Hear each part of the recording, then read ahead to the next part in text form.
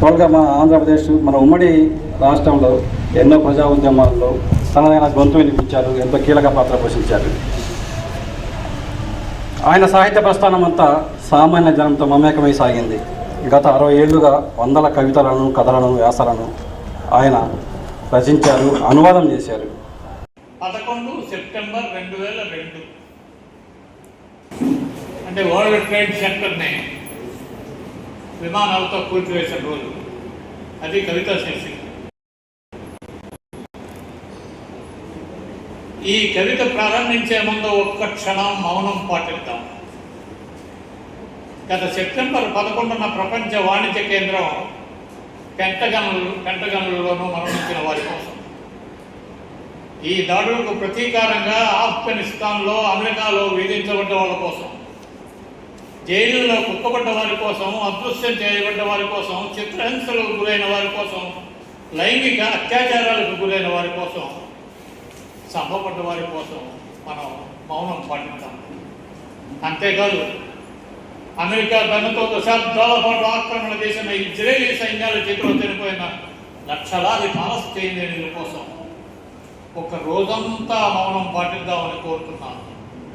ఈ కవిత ప్రారంభించడానికి ముందుగా 11 ఏళ్ల పాటు అమెరికా విధించిన ఆర్థిక ఆంక్షల ఫలితంగా పౌష్టికాహార లేమితో ప్రాణాలు వదిలిన 15 లక్షల ఇరాకీ ప్రజలు, పిల్లల కోసం 6 నెలల పాటు మౌనం వహించమని కోరుతున్నాను. ఈ కవిత రాయటానికి ముందుగా దక్షిణాఫ్రికాలో జాతీయ వివక్షతో, తమ సొంత దేశంలోనే రక్షణ నిబంధనలతో విదేశీయులైనందుకు 2 నెలల పాటు మౌనం పాటించమని కోరుతున్నాను. హీరోస్ చెప్పవద్దు, వారు మరణించినట్లు వారు తెలుసుకోకూడదని మన కోరిక. ఈ కవిత రాయటానికి నేను ఉపకరించే ముందు కుప్పలుగా పోగొలబడ్డ ఏ శవాల పేర్లు మనం మరిచిపోయామో, ఆ కొలంబియాలో దశాబ్దాలుగా చనిపోయిన వారి కోసం 2 నెలలు మౌనం పాటిద్దాం. ఎల్ సల్వడార్ కోసం 1 గంట మౌనం, నికరగ్వా కోసం 1 మధ్యాహ్నం అంతా మౌనం, ఓటమాలా వారి కోసం 2 రోజుల మౌనం. వీరెవరూ తాము జీవించినంతకాలం శాంతి నెరుగరు. ఎగ్జిట్. ప్రస్తుతం నా కలమే నా ఆయుధం అనే ఈ పుస్తకం వివిధ దేశాల ఆంగ్ల కవితల అనువాద సంపుటి. ఇందులో 100 మంది కవులు రాసిన కవితలు ఉన్నాయి. ఈ పుస్తకంలోని తొలి కవితను కొత్తపల్లి వైభవ్ గారు 1965లో అనువదించారు. అంటే అప్పుడు నేను ఇంకా పుట్టలేదు. 60 సంవత్సరాల క్రితం దాదాపు అనువాదం చేసిన కవితలు ఇందులో ఉన్నాయి. 60 ఏళ్ల క్రితం నిజంగా సాహిత్యం ఎలా ఉందంటే, మన తెలుగు సాహిత్యము గ్రాంధికం, వ్యాకరణం సామాన్య జనానికి అర్థమయ్యే పరిస్థితి ఉండేది కాదు. కానీ ఈ పుస్తకం తీసుకొని కూర్చొని చదువుతుంటే నిజంగా చాలా చాలా సరళమైన భాష, సామాన్య ప్రజలకు అర్థమయ్యే భాష. అదిను ఆంగ్లంలో వచ్చిన కవిత్వాన్ని కూడా మన తెలుగులో నేరుగా రాసినట్లంత సులువుగా అనువాదం చేశారు. నిజంగా చాలా గొప్ప విషయం. ముఖ్యంగా ఈ పుస్తకంలో ఎక్కువగా ఉన్న కవితలు ఏంటంటే అణిచివేత, యుద్ధం, స్వేచ్ఛకు సంబంధించిన కవితలు ఉన్నాయి. మానవ సంబంధాలను చాలా చక్కగా ఆవిష్కరించారు. ఆంగ్లం నుంచి అనువదించినప్పటికీ ఇది ప్రజల భాషలో, ప్రజలకు సామాన్య ప్రజలకు అర్థమయ్యే రీతిలో కొత్తపల్లి వైభవ్ గారు రచించారు. 40 సంవత్సరాల క్రితం ప్రపంచం ఎలా ఉందో ఒకసారి భూమి గుండ్రంగా ఉందంటారు. కానీ ఇప్పుడు అదే పరిస్థితి మన భారతదేశంలో కనిపిస్తుంది. కారణం ఏంటంటే ఎన్నో త్యాగాలు, ఎన్నో పోరాటాలు చేసి సాధించుకున్న కార్మిక హక్కులు మన మోడీ ప్రభుత్వం వచ్చిన తర్వాత అన్నింటినీ రద్దు చేసేసింది. రద్దు చేసి ఇప్పుడు 4 లేబర్ కోడ్లు అని చెప్పేసి తీసుకొచ్చింది. ఈ 4 లేబర్ కోడ్ల ద్వారా భారతదేశంలో ఉన్న మధ్యతరగతి, నిరుపేద, సామాన్య ప్రజలని కూలీలుగా మార్చి, కట్టు బానిసలుగా మార్చి, మన కార్పొరేట్ శక్తుల కంపెనీలో పనిచేసే వాళ్ళగా తయారు చేయడమే ఈ ప్రభుత్వం లక్ష్యం. దీనిలో భాగంగా ఏం చేసేస్తుందంటే మొత్తం ఈ కార్మికుల హక్కులను మొత్తం సర్వనాశనం చేసి ఈ 4 లేబర్ కోడ్లు తీసుకొచ్చింది. అయితే ఈ 140 సంవత్సరాల క్రితమే అమెరికాలో కార్మికులు మాకు 8 గంటల పని దినం కావాలని చెప్పేసి పోరాటం చేశారు. అక్కడ వాళ్ళ ప్రాణాలు కూడా తీయడం జరిగింది. అప్పుడు ఆ రోజుల్లో రాసిన కవిత్వం 8 గంటల పని దినం అని చెప్పేసి అనువదించారు. విషయం అర్థమయ్యేటట్లు చెప్పాలనుకున్నాం. శ్రమతో అలసి సొలిసిపోయాం, ఫలితం మాకు దక్కలేదు. బతుకు వెళ్లదీస్తున్నాం భారంగా, ఆలోచించడానికి గంటైనా సమయం దొరక్క, లేత ఎండలో వెచ్చదనాన్ని ఆనందించాలని ఉంది. పూల పరిమళాన్ని ఆస్వాదించాలని ఉంది. దేవుడు కూడా మా కోరిక సమర్థిస్తాడనే ఉంది. మాకు 8 గంటల పనిదినం కావాలి. మా శక్తులన్నింటినీ సమీకరిస్తున్నాం. ఓడరేవుల నుంచి, దుకాణాల నుంచి, ఫ్యాక్టరీల నుంచి. 8 గంటల పని, 8 గంటల విశ్రాంతి, మిగిలిన 8 గంటలు మా ఇష్టం. ఇవి 1886లో అమెరికన్ కార్మికులు పాడుకున్న పాట. ఇప్పుడు ఈ 4 లేబర్ కోడ్లు, నరేంద్ర మోడీ ప్రభుత్వం తీసుకొచ్చిన 4 లేబర్ కోడ్లో ఏముందంటే ఈ 8 గంటల పని దినం రద్దయిపోయింది. 10 గంటలు, 12 గంటలు, 14 గంటల పని దినం వచ్చేసింది. అంటే మనం ఎక్కడికి వెళ్ళామంటే మళ్ళీ ఒక 150 సంవత్సరాలు వెనక్కి, 140-150 సంవత్సరాలు వెనక్కి తీసుకెళ్ళిపోయాడు. చాలా దారుణం. మెక్సికో పోరాటం అప్పుడు జరిగిన ఆ పోరాటాన్ని స్ఫూర్తిగా ఇప్పుడు మన భారతదేశంలో ఉన్న కార్మికులు, ఉద్యోగ వర్గాలు మొత్తం పోరాటం చేయాల్సిన అవసరం వచ్చింది. మళ్ళీ ఎర్రజెండా పట్టుకొని నడివీధుల్లోకి వచ్చి మనం నినదించాల్సిన రోజులు వచ్చాయి. ఈ విషయాన్ని ఎప్పుడో దాదాపు కొన్ని సంవత్సరాల క్రితమే కొత్తపల్లి రవిబాబు గారు రచించారు, అనువాదం చేశారు. ఈ దేశంలో, మన భారతదేశంలో 12 సంవత్సరాల క్రితం నరేంద్ర మోడీ అధికారంలోకి వచ్చాడు. ఈ కేవలం ఈ 12 సంవత్సరాల కాలంలోనే 100 ఏళ్ల పాటు దేశాన్ని వెనక్కి తీసుకెళ్ళిపోయాడు. ఆయన అధికారం చేపట్టినప్పటి నుంచి దేశం తిరోగమన పరిస్థితి. అంటే అంతకుముందు బాగా ముందుకు పరిగెడుతుందా అని అంటే ఏదో గుడ్డి గుర్రమో ఏదో ఒకటి అలా ముందుకే నడుచుకుంటూ వెళ్ళింది, కానీ వెనక్కి మాత్రం వెళ్ళలేదు. ఇప్పుడు పరిస్థితి మాత్రము తప్పనిసరిగా అనివార్యంగా వెనక్కే వెళ్ళింది. ఈ విషయంలో మాత్రం ఎలాంటి సందేహం లేదు. ప్రస్తుతం మన దేశ పరిస్థితులు చూస్తే స్వయంగా పాలకులే ప్రజల మధ్య మత విద్వేషాలు రెచ్చగొట్టడం. నువ్వు హిందూ, నేను ముస్లిం. ప్రతి సమస్యకి, ప్రతి ఘటనకి ఒక మత విద్వేషాన్ని చూపించడం, దీన్ని సాగదీయడం, అంటే ప్రజల దృష్టిని మరల్చడం. ఒకవైపు ప్రజల దృష్టిని మరల్చి ఇంకోవైపున విశాఖ ఉక్కును కానివచ్చు, లేదా ప్రజల సంపదను మొత్తం కేవలం 2 వ్యక్తులకే మొత్తం తీసుకెళ్ళి కట్టబెట్టడం. మనం మంచినీళ్ళు తాగినా, మనం ఒకసారి ఫోన్ చేసినా, మనం ఒక ముద్ద అన్నం తిన్నా అది అదానీ అంబానీ గాడికి మాత్రం చేరుతుంది. ఆ రకంగా ప్రజల సంపదని మొత్తం దోచి అటు వాళ్ళు తీసుకెళ్ళి అటు పెట్టేస్తున్నాడు. ఈ విషయాన్ని ఖలీల్ జిబ్రాన్ ఎప్పుడో ఊహించాడు. అసలు మనం ఇప్పుడు దీని గురించి చర్చించుకుంటున్నాం, కానీ ఖలీల్ జిబ్రాన్ ఎప్పుడో ఊహించాడు ఈ దేశాన్ని చూసి జాలి పడండి అని. అంటే అందులో ఆయన ఏమంటాడంటే, ఒక దేశాన్ని సర్వనాశనం చేయాలంటే ఫస్ట్ ఏదో బాంబులు వేయాల్సిన అవసరం లేదు, ఇంకోటి ఏదన్నా యుద్ధాలు చేయాల్సిన అవసరం లేదు, అక్కడ ఉన్న విద్యా వ్యవస్థని పతనం చేస్తే చాలా అని అంటాడు. అదే ఆ ఖలీల్ జిబ్రాన్ కవిత్వంలో ఈ కొత్తపల్లి రవిబాబు గారు అనువాదం చేశారు. అంధవిశ్వాసాలతో నిండిపోయి మతశూన్యమైన దేశాన్ని చూసి జాలిపడండి. అంధవిశ్వాసాలతో నిండిపోయి మతశూన్యమైన దేశాన్ని చూసి జాలిపడండి. తాను నేయని వస్త్రాలను, తాను పండించని పంటను, ద్రాక్షాసారాన్ని అనుభవించే దేశాన్ని చూసి జాలిపడండి. దుష్టులను, గూండాలను పొగడ్తలతో ముంచెత్తే దేశాన్ని, తన దేశాన్ని జయించిన విజేతను దయామయునిగా కీర్తించే దేశాన్ని చూసి జాలిపడండి. కామ ప్రవృత్తిని కలలో ఈసడించుకుని జాగ్రత్తావస్థలో దానికి లొంగిపోయే దేశాన్ని చూసి జాలిపడండి. శవయాత్రలో తప్ప గొంతెత్తని దేశాన్ని, శిథిరాల మధ్య బడాయి మాటలు చెప్పే దేశాన్ని, గిలిటన్ కింద మెడ పెట్టినప్పుడు తప్ప తిరుగుబాటు చేయని దేశాన్ని చూసి జాలిపడండి. నక్కల్లాంటి రాజకీయ నాయకులు, ఇంద్రజాలం చేసే తత్వవేత్తలు, అతుకులు అనుకరణలే కలగా భావించే దేశాన్ని చూసి జాలిపడాల్సిందే. కొత్త పాలకుడికి బాకాలతో స్వాగతం చెప్పి అతడి తర్వాత హేళన చేసి సాగనప్పే దేశాన్ని, మరలా ఇంకొకటిని హారతులతో ఆహ్వానించే దేశాన్ని చూసి జాలిపడక తప్పదు కదా. ఏళ్ల తరబడి జ్ఞానులు మౌనం వహించిన దేశాన్ని, వీరులు ఇంకా ఉయ్యాలలోనే ఉన్న దేశాన్ని చూసి జాలిపడదాం. చాలా గొప్ప మాట. ఏళ్ల తరబడి జ్ఞానులు మౌనం వహించిన దేశాన్ని, వీరులు ఇంకా ఉయ్యాలలోనే ఉన్న దేశాన్ని చూసి జాలిపడతాం. ముక్కలు చెక్కలైన దేశాన్ని చూసి ప్రతి ముక్క తాను ఒక దేశం అనుకునే పరిస్థితిని చూసి జాలిపడగా ఏం చేస్తాం? ఎంత గొప్పగా, నిజంగా ఈ కవిత్వం ఆయన రాసిన కాలం ఇక్కడ ప్రస్తావించలేదు.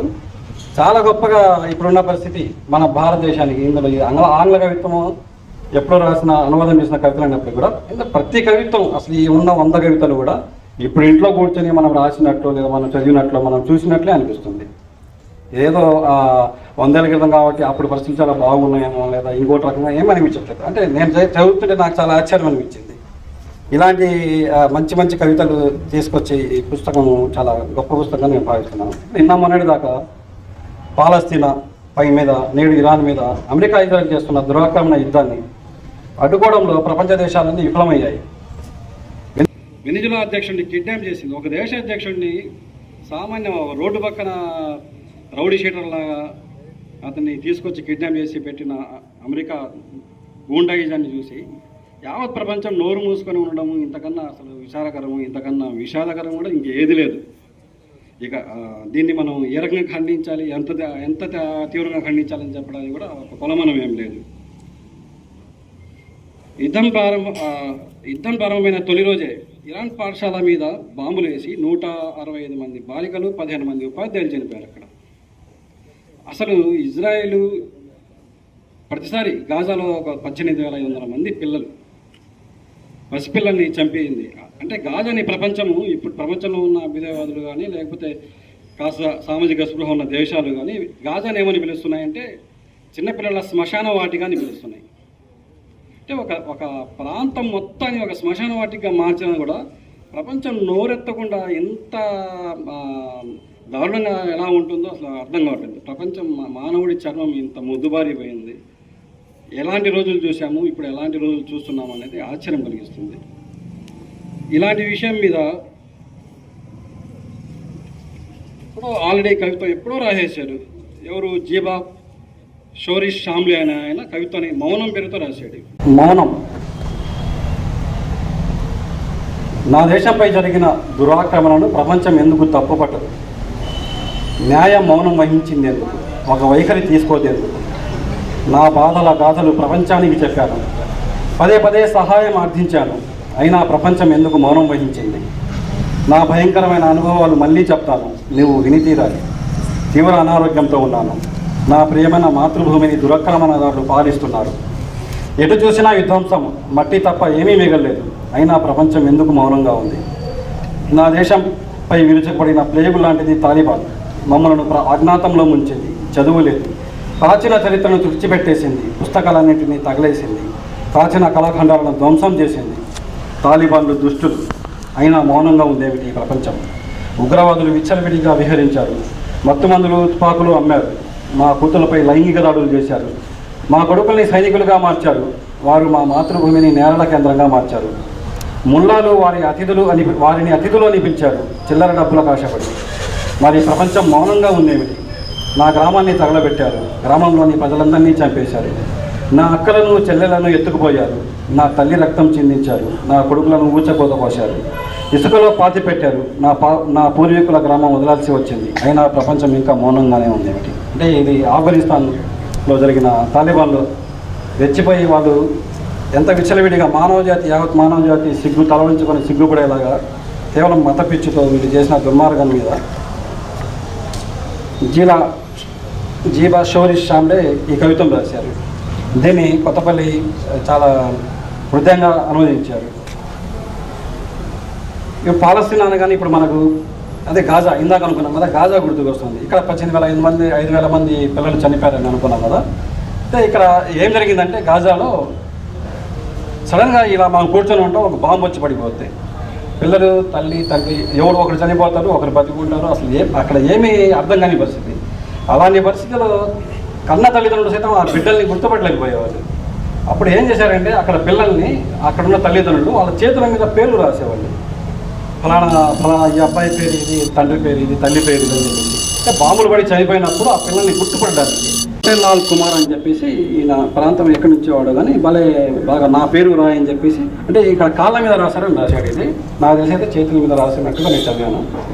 అమ్మ, నా పేరు నా కాలిపై రాయవే, చెరగని నల్ల సిరాతో రాయి, రక్తపు తడి తగిలిన కరిగిపోని సిరాతో రాయి, అక్షరాలు పెద్దవిగా స్పష్టంగా ఉండాలి సుమా.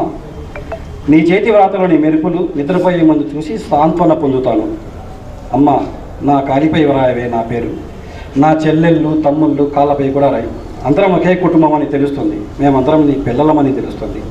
అమ్మ, రాయవే నా పేరు నా కాలిపై, మీ కాళ్ళపై కూడా మీ పేరు, నాన్న పేరు రాయి. ఒకే కుటుంబం అని తెలుస్తుంది, నా కాలిపై పేరు రాయవే అమ్మ. మన ఇంటిపై బాంబులు పడి ఇంటి గోడలు కోలి మన ఎముకలు పొడి పొడి చేసినప్పుడు మన కాళ్ళే కదా చెబుతాయి ఎక్కడికి పరిగెత్తే అవకాశం లేదని చెప్తాయి. ఎంత హృదయం, ఎంత దారుణం చూడండి. ఎంతమంది పిల్లలు ఇంత దారుణంగా జరుగుతుంటే కూడా అసలు యావత్ ప్రపంచం అసలు ఇప్పటి వరకు పాలస్తీనా గాజా విషయంలో సరైన ఒక నిర్ణయం తీసుకోలేకపోయింది. చేష్టలు చూస్తుందా లేకపోతే అసలు ఆ చేతలు లేకుండా చూస్తుందా అర్థం కాని పరిస్థితి. ఇప్పుడు ఇరాన్ యుద్ధం స్టార్ట్ అయిన వెంటనే కూడా ఫస్ట్ రోజే వీడు స్కూల్ మీద బాంబు వేసాడు. 165 మంది పిల్లలు, ఉపాధ్యాయులు. అంటే అంత ఈ యుద్ధోన్వాదములో ఆయుధ వ్యాపారాలు చేస్తున్నారు, యుద్ధం అని అంటున్నారు. కానీ మరి ఈ పసిపిల్లల్ని ఎందుకు చంపుతున్నారో ఇంత దారుణంగా అనేది అర్థం కావట్లేదు. ఆ చంపడం ఒక నేరం అయితే ఈ హత్యని మనం ఖండించకపోవడం అయితే ఇంకో పెద్ద నేరం అనిపిస్తుంది. ఇలా చెప్పుకుంటే చాలా కవితలు ఉన్నాయి. అసలు 1931లో ఎప్పుడో 1931లో బెర్నార్డ్ బెరెట్ రాసిన కవితం ఇప్పుడు మన దేశంలోని అసమర్థ పాలకుల వ్యవహార శైలిని స్పష్టంగా తెలియజేస్తుంది. అంటే నిజంగా ఇక్కడ చూసి మన దేశ పరిస్థితులను చూసి రాశాడా అనిపిస్తుంది. పాండిత్య ప్రశంస అనే కవిత్వం. నాయకత్వం స్వీకరించిన వారిని అపాదమస్తకం అధ్యయనం చేయి. ఇంకా సమయం మించిపోలేదు. ఆలు నేర్చుకో. అయితే అవి చాలవు, కానీ వాటిని నేర్చుకోవడం తప్పనిసరి. ప్రారంభించు. నిరుత్సాహాన్ని దరిచేరనీయకు. సమస్తం తెలుసుకోవాలి నీవు. ఇప్పుడు నాయకునిగా తయారవు. ప్రవాసంలో ఉన్న వారిని అర్థం చేసుకో. కారాగారంలో మగ్గుతున్న వారిని అధ్యయనం చేయి. వంటింట్లో నీ భార్య అంతరంగాన్ని చదువు. వృద్ధ పింఛనుదారుడి హృదయం తెలుసుకో. నాయకుడిగా నిలబడడానికి ఇప్పుడు తయారుగా ఏదైనా ఒక స్కూల్ ఎంచుకో. గూడు లేని ప్రజలను ఎంచుకో. అలా బిగుసుకుపోకు. ఏదైనా కొంత జ్ఞానాన్ని వెతుకుకో. ఆకలితో నకనకలాడే నీవు ఏదైనా పుస్తకం పట్టుకో. అది నీకు ఆయుధం అవుతుంది. నాయకుడిగా ముందుండడానికి తయారుగా ఉండు. ప్రశ్నించడానికి భయపడకండి కామ్రేడ్స్. నీవు చూచే దాకా భక్తితో నమ్మకు దేనిని. నీ అంతటా నీవు నేర్చుకోలేని దాన్ని తెలుసుకోలేవు ఎన్నటికీ. లెక్కలన్నిటినీ ప్రశ్నించు. నీవే చెల్లించాలి వాటిని. ఎంత చిన్నదైనా సరే జాగ్రత్తగా చూడు. ఇది ఎక్కడి నుంచి వచ్చిందని అడుగు. నాయకత్వం వహించడానికి తయారవు కామ్రేడ్. అంటే ఇది 1931లో ఈ కవిత్వం రాసే టయానికి బెర్నార్డ్ బెరెట్ హిట్లర్ అధికారంలోకి రాబోతున్న రోజులు అన్నమాట. ఇందులో 100 కవితలు ఉన్నాయి. ఈ 100 కవితలు కూడా ప్రతి కవిత దేనికదే ప్రత్యేకంగా మనకు ప్రపంచాన్ని ఆవిష్కరిస్తుంది. వివిధ దేశాల నుంచి, పాకిస్తాన్ నుంచి లేదా శ్రీలంక నుంచి, నేపాల్ నుంచి, రకరకాల దేశాల నుంచి ఆయా దేశాన్ని మనం కళ్ళతో చూసినట్టుగా, కళ్ళకు కట్టినట్టుగా రాశారు. ముఖ్యంగా ఏంటంటే కవిత్వానికి ఎల్లలు లేవు, కవికి కూడా ఎల్లలు లేవు. అందువల్ల ఈ కవిత్వము ప్రతి ఒక్కరికి ఇప్పుడు మనం కలం చూసినట్టుగా అనిపించే ఇదిగా రాశారు. ఇంత మంచి పుస్తకాన్ని పరిచయం చేసే అవకాశం కల్పించినందుకు నేను జనసాహితీకి ధన్యవాదాలు తెలుపుతున్నాను. కొత్తపల్లి రవిబాబు గారి అనువాదం చేసిన నా కలమే నా ఆయుధం పుస్తకాన్ని చాలా అద్భుతంగా, కొన్ని కవితల్ని చాలా హృదయంగా, కొన్ని కవితల్ని చాలా ఆలోచనాత్మకంగా, కొన్ని కవితల్ని కర్తవ్య బోధన చేసేటట్లుగా, మరికొన్ని కవితల్ని వర్తమాన సామాజిక పరిస్థితుల్ని శతాబ్దాల క్రితమే ఊహించి రాసినటువంటి అనేక మంది కవుల్ని ప్రస్తావిస్తూ సమకాలీన సామాజిక పరిస్థితులు, ప్రపంచ పరిస్థితులకి అన్వయిస్తూ చాలా అద్భుతంగా సాబీర్ హుస్సేన్ గారు వ్యక్తీకరించారు. వారికి ఈ సందర్భంగా జనసాహితీ వైపు నుంచి, ప్రకాశం జిల్లా వైపు నుంచి, మా రాష్ట్ర కమిటీ తరఫున ధన్యవాదాలు తెలియజేస్తున్నాం.